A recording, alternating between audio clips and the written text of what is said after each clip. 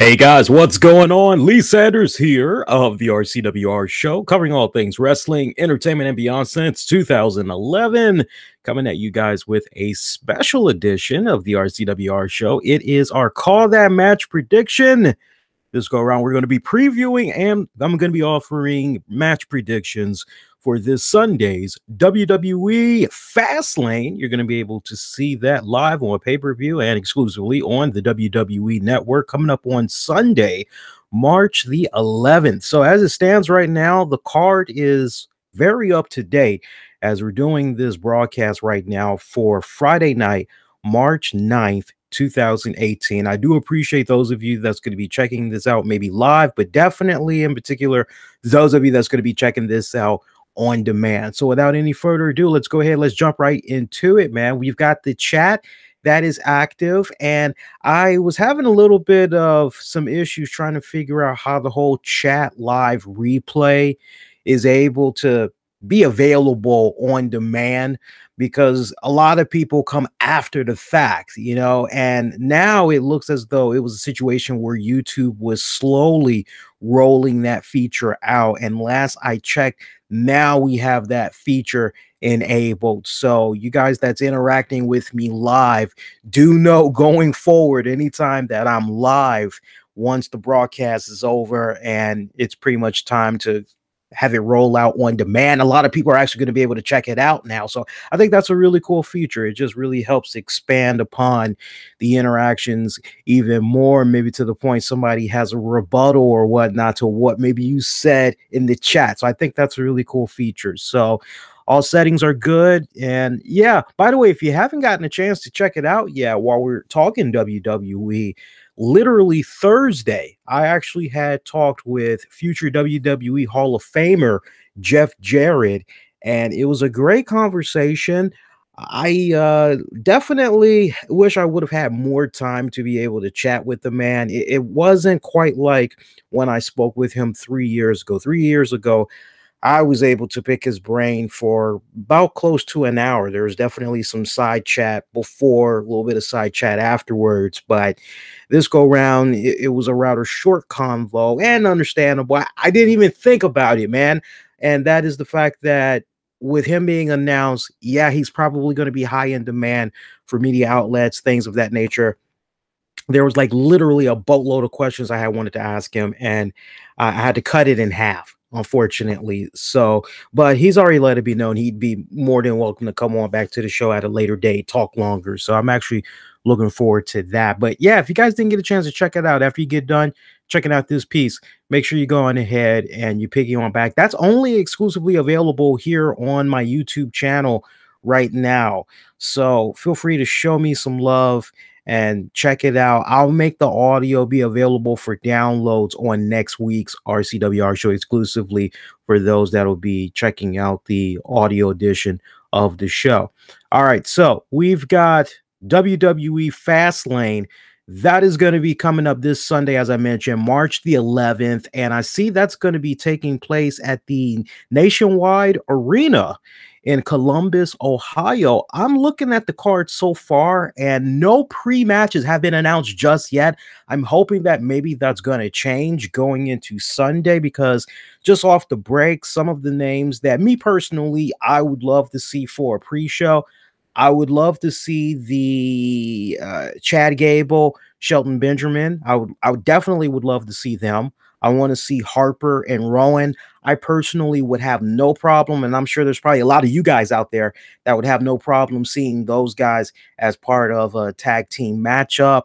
I honestly wouldn't even mind seeing some women's action come about as well. Maybe that women's action can come in the form of, just looking at the card right now, maybe you could put maybe Liv Morgan. Maybe you could have her take on, I don't know, maybe Lana or something like that. But definitely I could also see another women's match being squeezed in there as well if they wanted to do it. But for the pre-show off the break, I'm definitely picturing Eric Rowan, Luke Harper taking on Chad Gable, Shelton Benjamin. I think that would make a lot of sense. Or if you don't want to feed Chad Gable and Shelton to Harper and Rowan. You could do the Fashion Police. You can do Fandango and Tyler Breeze. I wouldn't have a problem with that either. But either way, I think most people would be happy with that.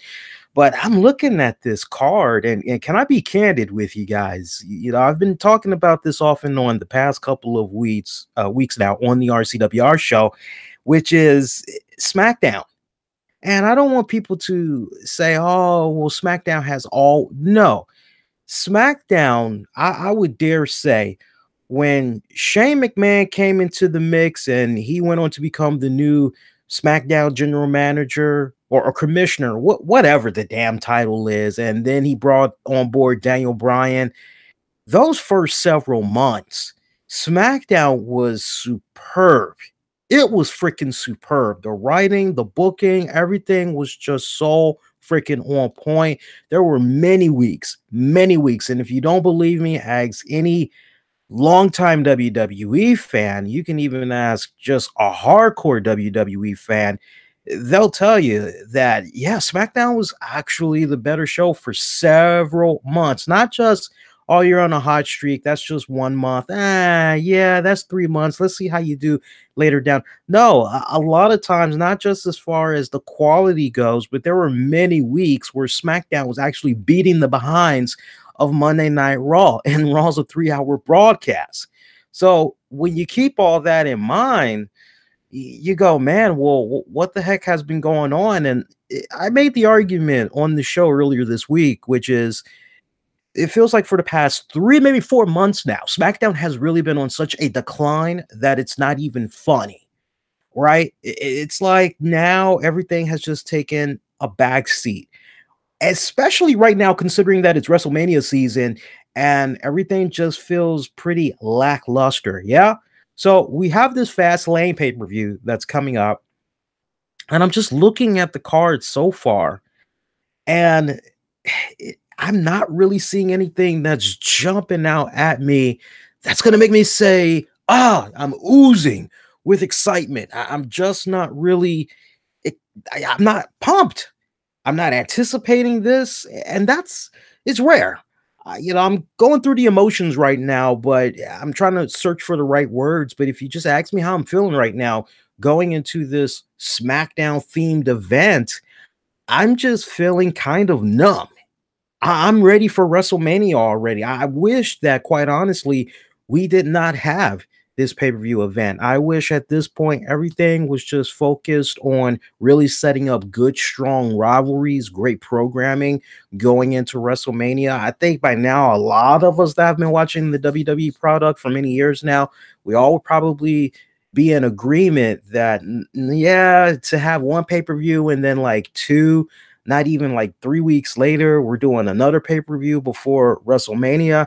Yeah, it is a bit overwhelming. Yeah, but hey, we got to deal with that as it is right now. So we have, let's start from the bottom. We'll work our way up to the top. So we have Becky Lynch, who is teaming up with Naomi. They're going to be taking on Natalya and Carmella. It's going to be a tag team matchup. I like Becky Lynch. I know she recently came back. I love what Naomi has been doing or the mixed match challenge with her husband. They just been tearing it up. Natalya kind of went a little bit behind the line there, so to speak. Carmella, you almost forget that she is still holding on to that Money in the Bank briefcase.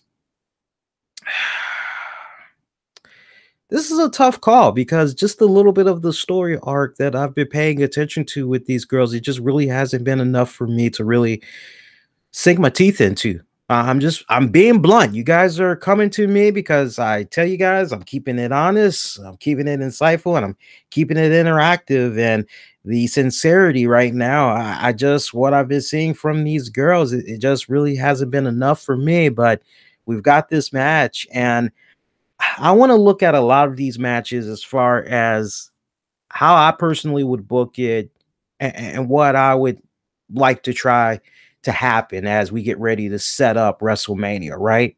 So we know that Carmella still has this Money in the Bank briefcase. And the question that I kind of tackled on the show this week is, when is she going to be cashing it in? if I was booking this pay-per-view card, honestly, the way I'd go about this match, I would have Becky Lynch and Naomi go over Natalia and Carmella. And maybe you could have some type of a situation occur where in a backstage segment, Renee catches up with Natty Carmella, talking about a good, well-fought tag match that they had against Becky Lynch, Naomi, and maybe we could see a little bit of friction between Carmella and Natalia. Maybe we could see the Queen of Staten Island say to Natty, "Yeah, I was doing everything I was supposed to do. I carried my workload, but my partner over here, as always, has to be a freaking prima donna, has to make everything about herself." I'd like to see some type of friction come about, basically. And I think I might be a little bit on to something with regards to that. I mean, that can pretty much set up your next episode of SmackDown. Maybe to an extent, it could set up your next 2 weeks. Who knows? Depending on how far you want to stretch it out.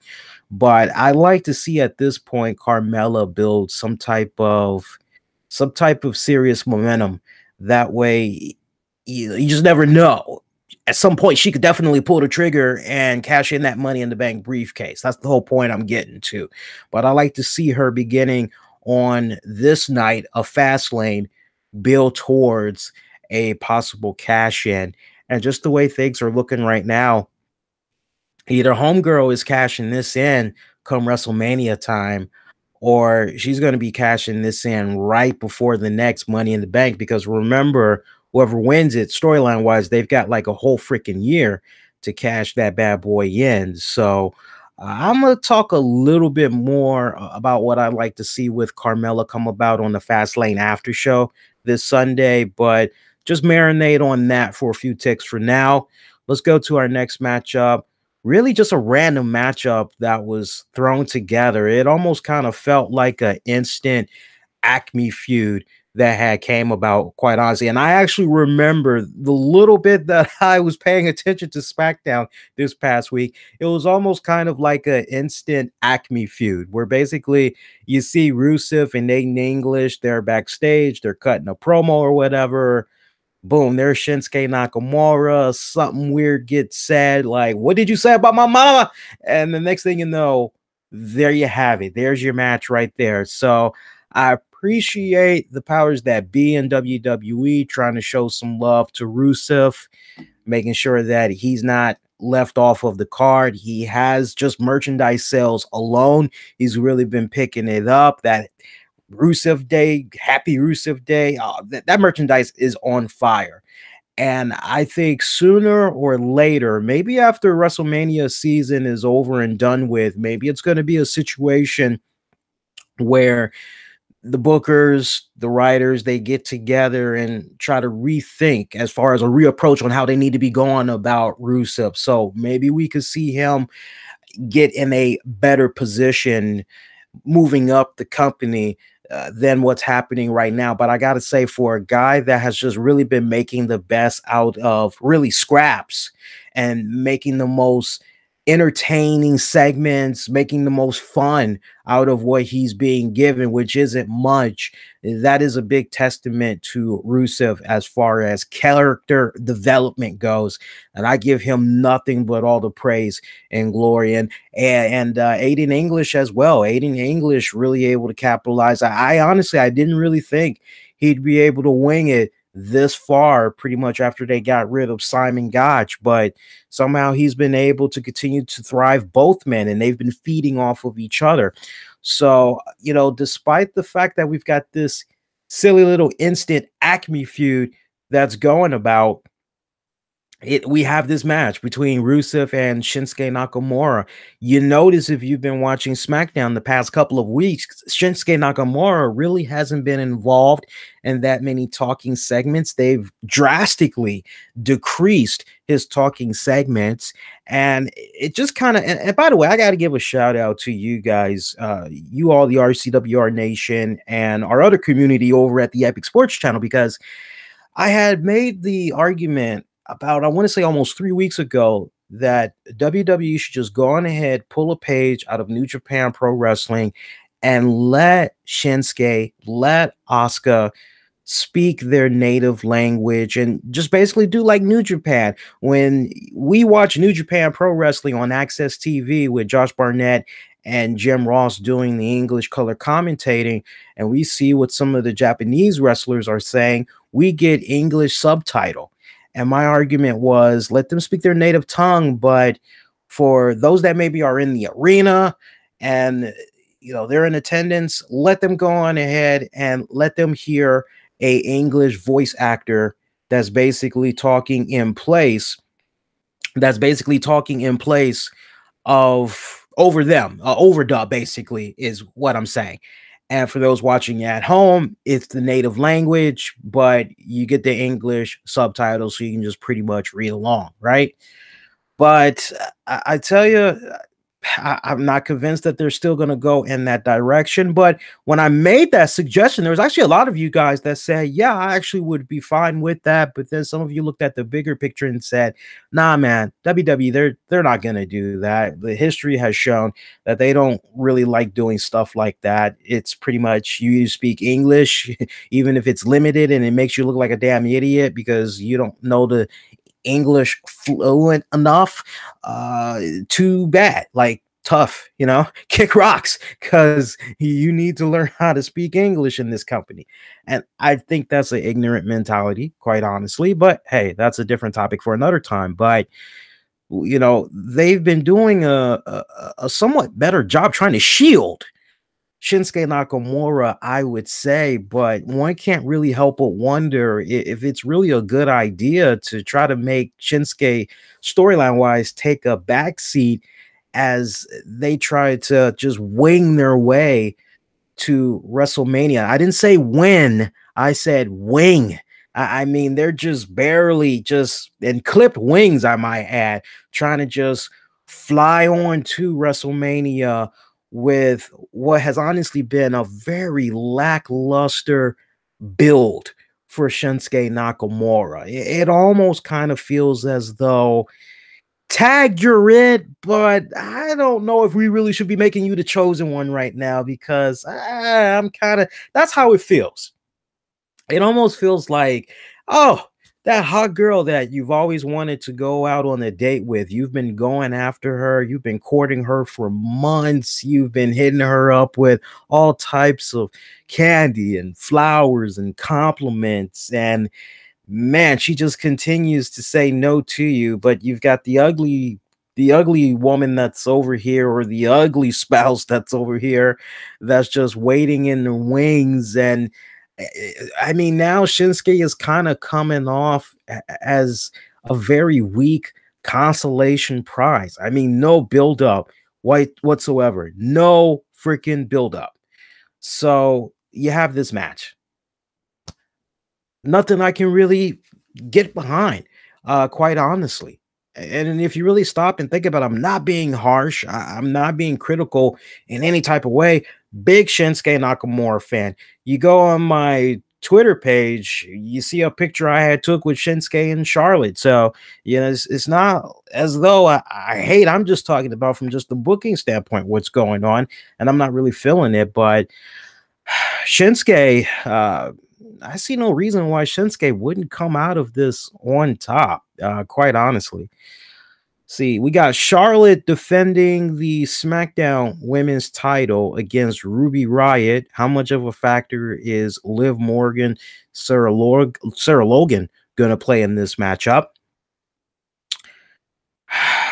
So let's rewind it back a little bit. So Asuka is still kind of waiting in the wings, so to speak, as far as who her WrestleMania opponent is going to be for which women's title. A lot of people are under the impression, no, she's going to go with Alexa Bliss. But when you look at the matches that have been announced so far for WrestleMania, and you just been paying attention to the current story arcs that have come about on Raw programming, Stephanie told Asuka clear as day, hey, obviously you have a decision to make, but maybe you can kind of talk about this decision after the Elimination Chamber. But we haven't really seen officially Asuka say, this is who I want to fight for the title.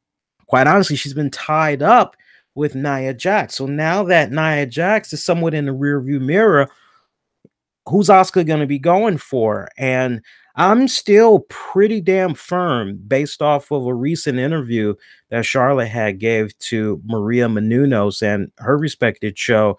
Question was asked, who would Charlotte like to face at WrestleMania? And Charlotte said straight up, she wants Asuka. She wants to take on that streak. I'm just really under the impression that Charlotte, just the way that it was phrased, I don't think it's just a carefree, hey, who would you like to face? I think Charlotte, through that respected platform, Maria Menounos, well connected to the WWE. You go back, you retrace the steps, right? This is basically, put it to you this way. If there is a particular message or if there is a particular style of thinking that WWE wants for us fans to have, as far as a particular matchup, or hey, wouldn't it be cool if we saw this at WrestleMania? They know how to go about using certain people in certain ways on certain platforms to be able to make that possible. So, me reading in between the lines, I think Charlotte was basically giving all of us a heads up. Hey, Charlotte, Asuka, it's going down at Mania. And I want to say she gave this interview about maybe 2 weeks ago, maybe 2.5 weeks ago, I want to say. That's the direction I personally feel we're going to be heading into.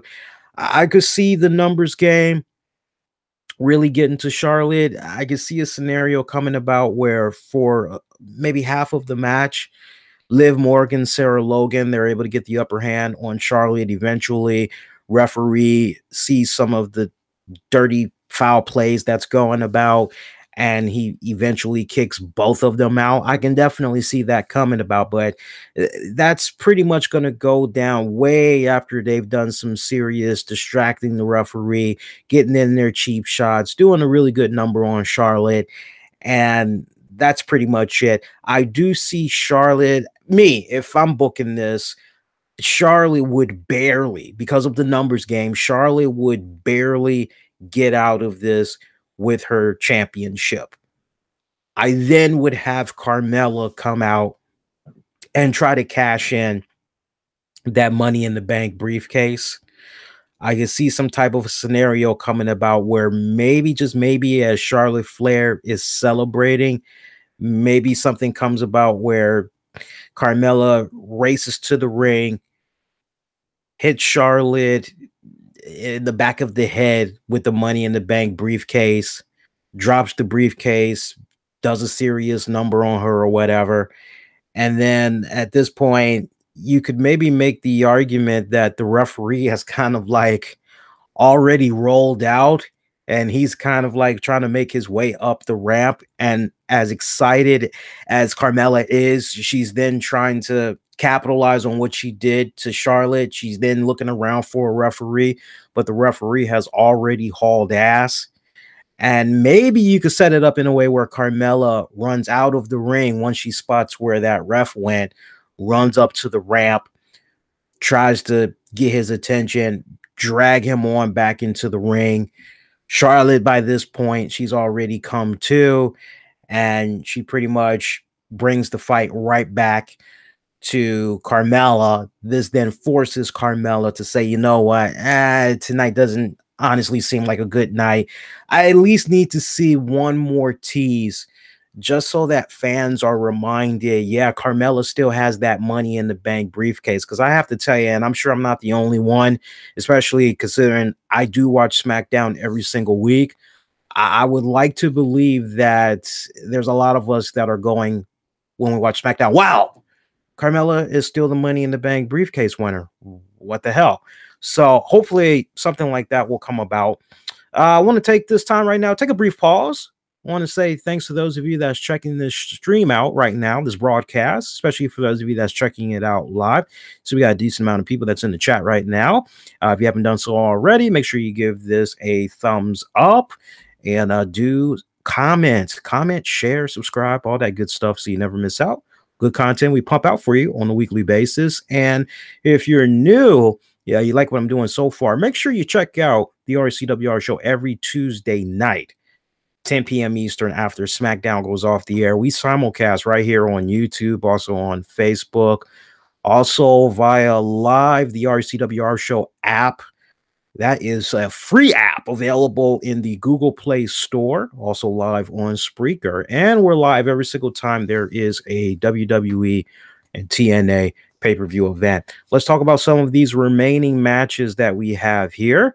And let's see what we got left, guys. We only got a couple of more matches, yeah? So next up, we have the Usos. They're going to be taking on New Day, SmackDown Tag Titles. You know, honestly, the way I would like to do this matchup, nobody wins. Nobody wins. I'm looking at the bigger picture, and the bigger picture that I'm seeing right now, I see some type of a triple threat match for the SmackDown Tag Titles at WrestleMania. Just going off of what we've been seeing the past couple of weeks and how we've seen Harper, Rowan, they've come on down whenever the Usos are getting ready to do their thing or after they've handled their business. Usos don't want none of Harper and Rowan. Same deal has come about with the New Day, and it pretty much had culminated on the episode of SmackDown. What was it? Was it last week? Wasn't this week. I want to say it was last week where you had New Day and the Usos going back and forth. Really great promo exchange that both teams did with each other. But then once Harper and Rowan had came on now, kind of telling both teams, y'all need to shut up because we're where it's at right now. We saw both the Usos and New Day roll out. They didn't want none of Harper and Rowan. So I'm under the impression right now, just the way things are going, and if it was me booking this matchup, look, we've seen all in 2017, Usos, New Day, they've just been tearing it up.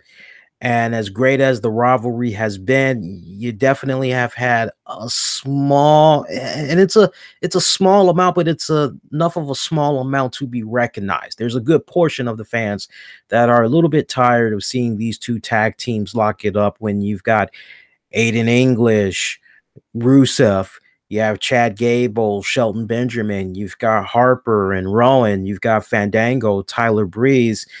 A lot of people want to see these other guys get an opportunity to not just compete for the SmackDown Tag Titles, but maybe get a run as well.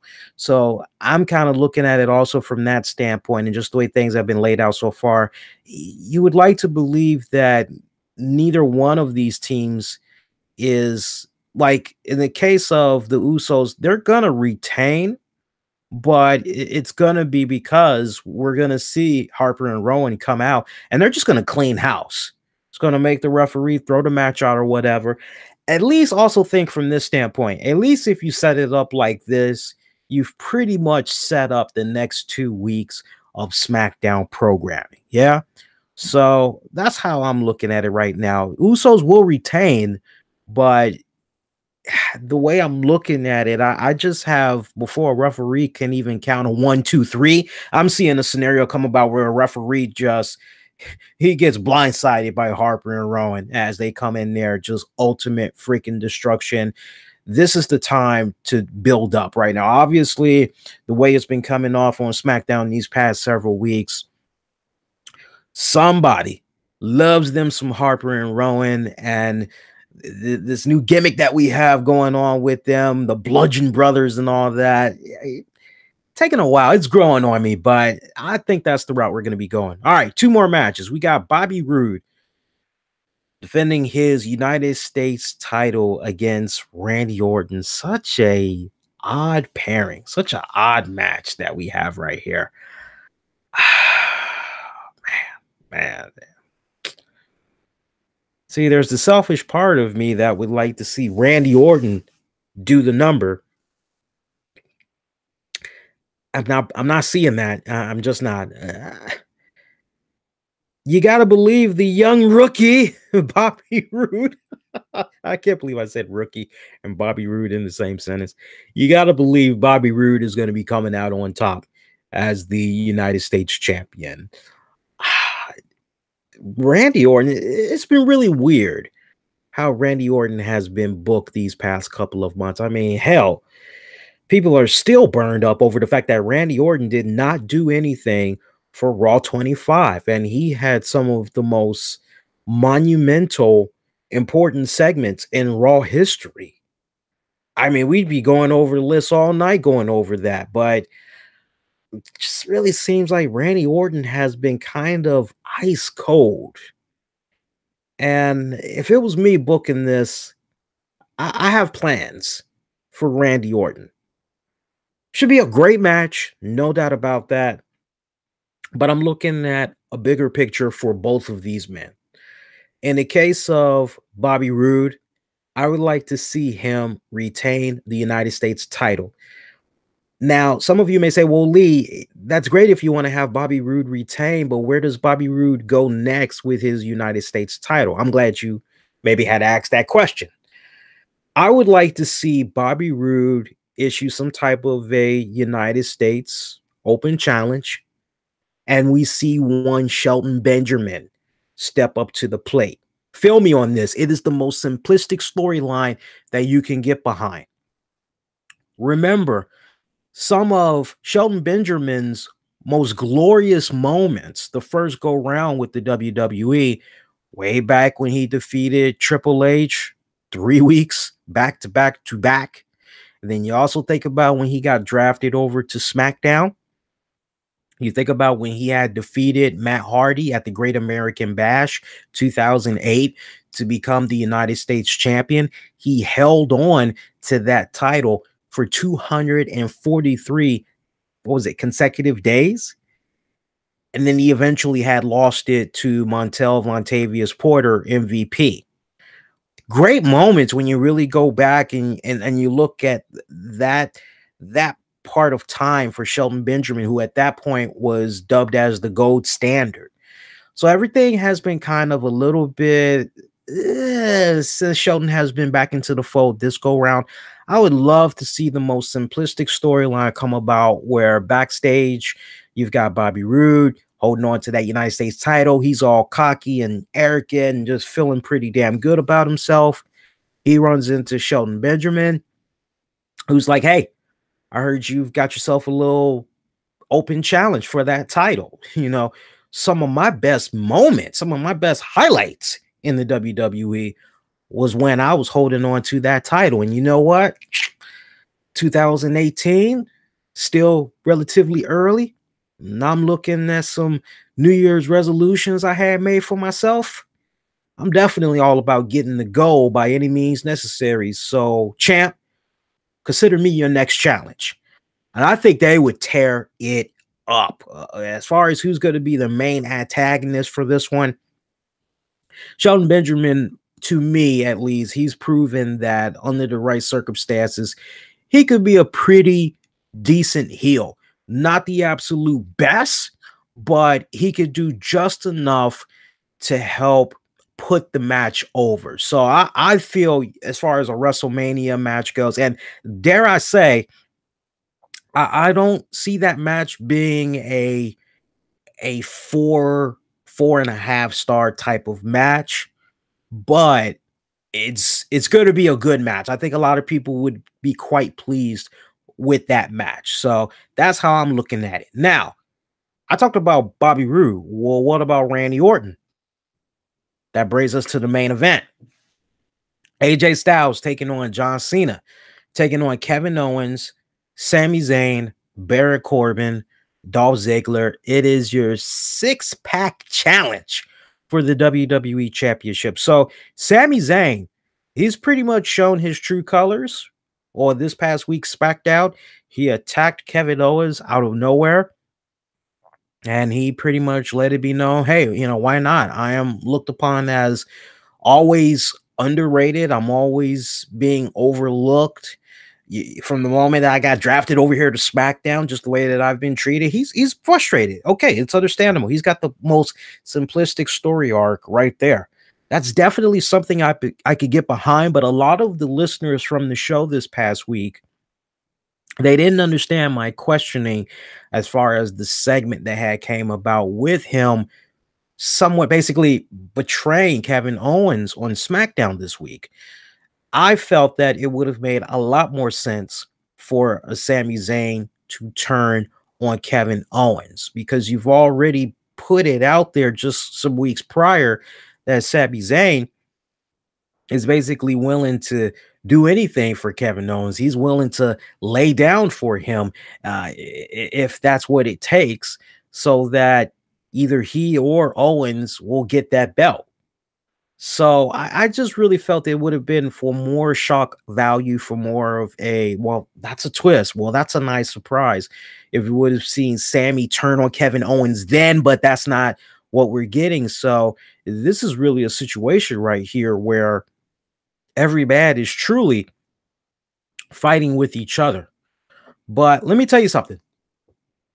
Closing moments of this matchup, I'm seeing a scenario come about where it's going to come down to AJ Styles, John Cena.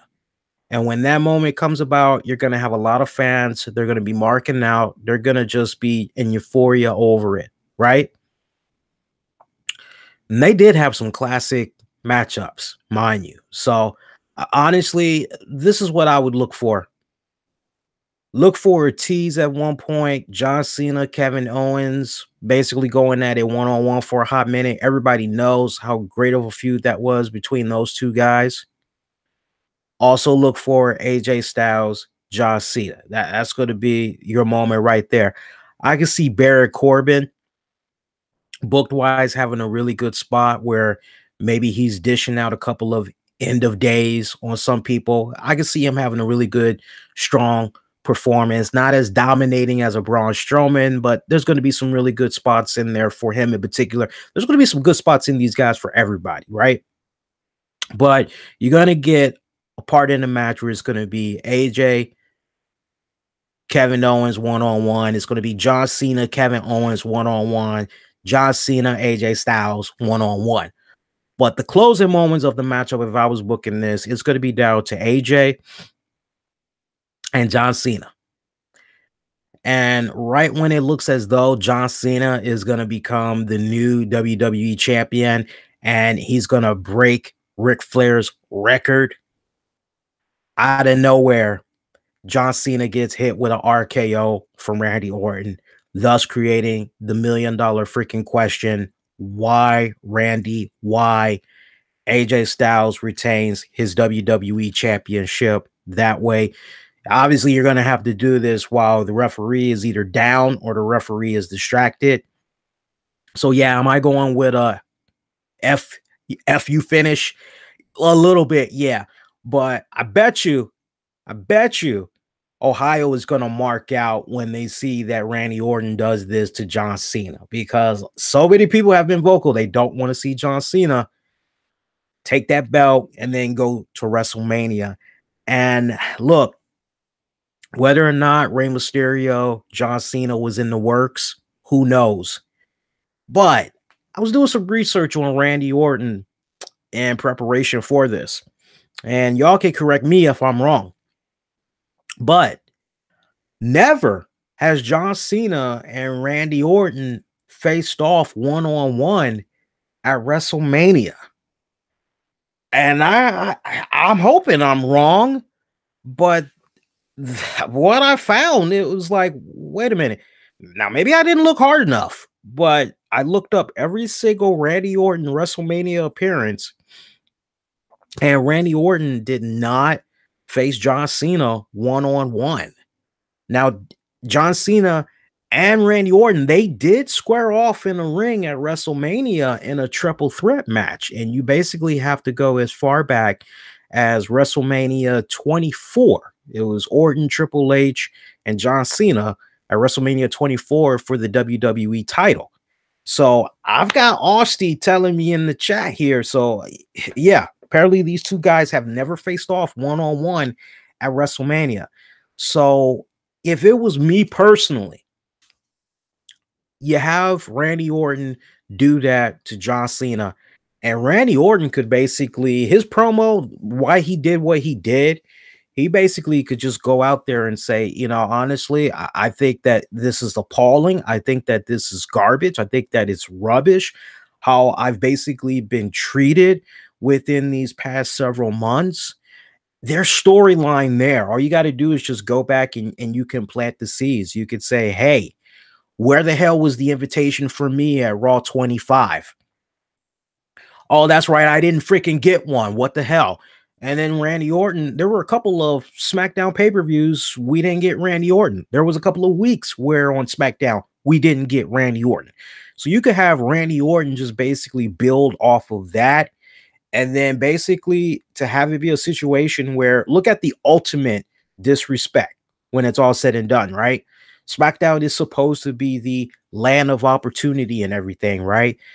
But you see this situation occur where John Cena just pops up on SmackDown and he's like, I'll do anything for food. I'll do anything for food. And it's like, okay, well, go wash these windows and we'll give you some food. Yeah. And meanwhile, you've got Randy Orton.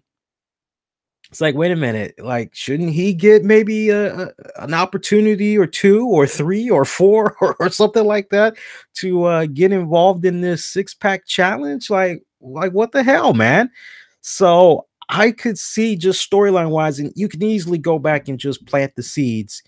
You can easily go and you can have Randy Orton just say all of those things, and maybe you let in storyline wise Randy Orton be the one to say, hey, I'm creating my own WrestleMania moment right now. And John Cena, you looking for a WrestleMania moment, kid? I'll give you one right now.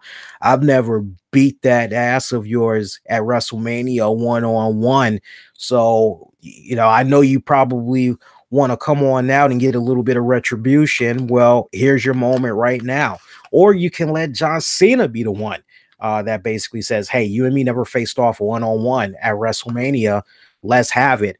I honestly feel that since it's been such a long period of time that fans have seen Cena and Orton one-on-one, and yes, Lord knows there's videos, there's articles that document every single John Cena, Randy Orton matchup.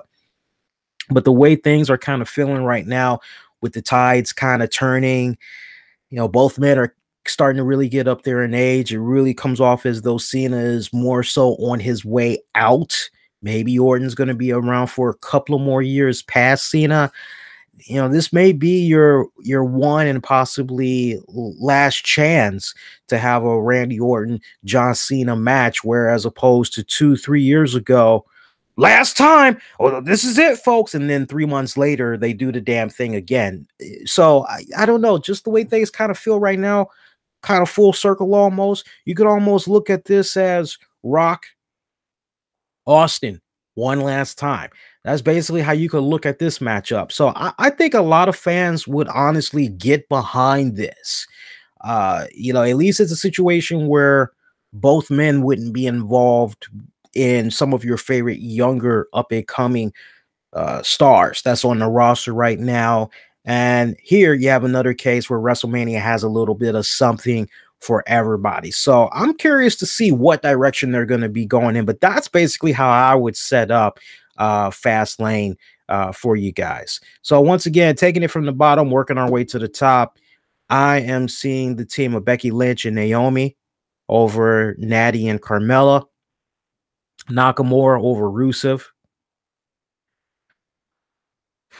Charlotte barely escaping Ruby Riott and the Riott Squad. Usos will retain the titles, but they're going to be laid out. Look for him to be laid out along with New Day by Harper and Rowan.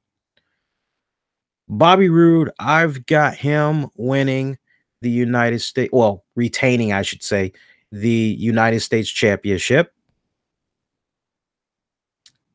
And I already told you how, how both men are going to be walking away. That's honestly how I would do both of those men. AJ Styles, I've got him retaining the WWE title. A little bit of help maybe from RKO. We shall wait and see, but that's how I'm looking at it. Just taking a peek in the chat here as we get ready to wrap it up with you guys here. See what you guys are saying here in the chat so far. And let's see. Bear with me here, guys. I'm just pulling this up. Yes, Danny, check out the Jeff Jarrett interview. If you guys are just now tuning in, I actually had chatted with future WWE Hall of Famer Jeff Jarrett on the show this week. That's actually available right now for your listening pleasure, with a nice introduction by me and setting it up. It's about maybe almost 2 minutes. It's here on the YouTube channel right now. Those of you looking for the audio version to have on the downloads, it'll be available on next week's RCWR show. I have Exotic Mod saying Raw is the better brand. It's fact, but I'm a SmackDown guy and always been like SmackDown more than Raw, but it's obvious Raw is the show and is more interesting. Danny is saying he heard that no titles will be changing at Fastlane. Well, we shall wait and see, Danny. Let's see here. Bella should be back in time. Don't worry. Bella should be back in time. See, Austin, Carmella has lost steam since losing James Ellsworth. Let's be honest. Yeah, I would definitely make that argument. Yeah, that's a very valid argument. I would agree with you, Austin, 100%. She really hasn't been. At least she kind of had something going on there. But, you can't help but wonder how much of what's happening right now with Carmella is by design to make us all basically forget about her even being money in the bank, for that matter, because I have to remind myself almost weekly that I see her. Yeah, she has the briefcase, because they really haven't been really doing anything with her like that.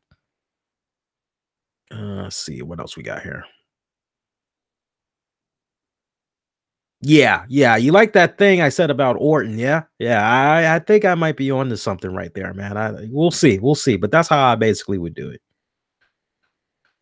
Let's see. New Day. New Day should hang on. Uso should win and have New Day win at Mania.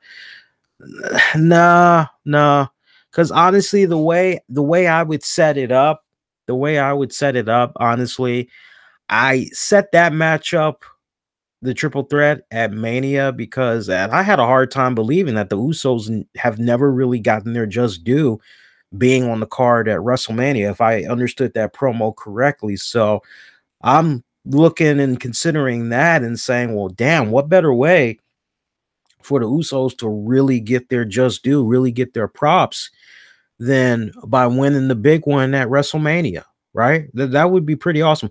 I can't believe that promo. Surely, I mean, is that right? The Usos have never officially been part of a WrestleMania card. Like, aside from pre-show, they've never actually been on the card. At least the promo they cut, they basically were saying they've never officially been part of a WrestleMania card. I mean, if that's the case, just what they were doing with New Day alone in 2017 and just this new manifestation they've been taking in recent months, give me Usos any day of the week, man. I'd love to see them have their WrestleMania moment. All right, so that's going to do it. I'm going to go ahead. I'm going to shut this stream down, man. That was a lot of fun. So for those of you that's going to be checking this out on demand, definitely let me know what your picks are for this Sunday's Fastlane event. And don't forget, this Sunday, I will be live as soon as Fastlane goes off the air. I'll be simulcasting here on Facebook, also on Spreaker, YouTube, exclusively on the RCWR Show app, which you can download for free in the Google Play Store. Just type in the RCWR Show, and it should be a lot of fun, man. We'll do our best to make it be as lively and interactive as much as humanly possible. Follow me on Twitter, Facebook, Instagram. Still getting new to the whole Instagram, but follow me on all those respective platforms at the RCWR Show. And make sure you give me the thumbs up, like, share, all that good stuff. All right, guys. Appreciate those of you that had tuned in live. Much love to those of you checking this out on demand. I will see you this Sunday. Until then, enjoy the weekend.